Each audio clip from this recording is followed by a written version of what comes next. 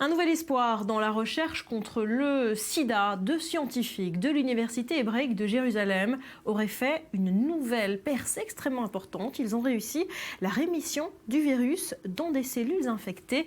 Explication, Benjamin Le Souef.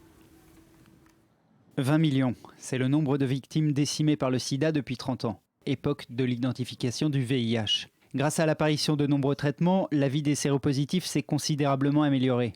Des progrès scientifiques, mais aussi la prévention ont permis de ralentir le fléau. Des progrès qui ne doivent pas faire oublier qu'aujourd'hui, on ne guérit toujours pas du sida. Cependant, la recherche continue d'apporter régulièrement de quoi lutter contre le virus, comme ici à l'université hébraïque de Jérusalem. Derrière ces murs, le professeur Asaf Friedler et le professeur Abraham Leuter viennent de faire une nouvelle percée très encourageante. Les cellules ont le potentiel pour reproduire de nouveaux virus si le patient arrête de prendre son traitement. Notre composé tue les cellules qui ont le potentiel de reproduire de nouveaux virus. Et c'est ça qui fait la différence.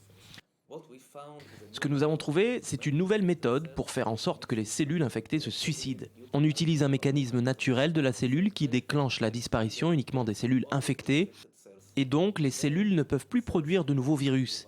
Et ceci pourrait potentiellement guérir du sida à l'avenir. À l'état d'expérimentation, les scientifiques souhaitent pouvoir valider au plus vite leur découverte et entamer des tests sur des organismes vivants. Dans la recherche sur le VIH, chaque progrès est toujours pris avec la plus grande précaution, tant par la communauté scientifique que par les associations de lutte contre le sida.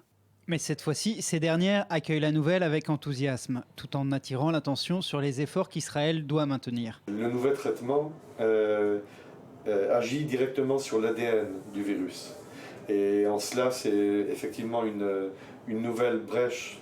Les principaux efforts à faire dans le pays, c'est la discrimination envers les personnes séropositives, la discrimination envers certains groupes qui sont liés avec la séropositivité et la prévention.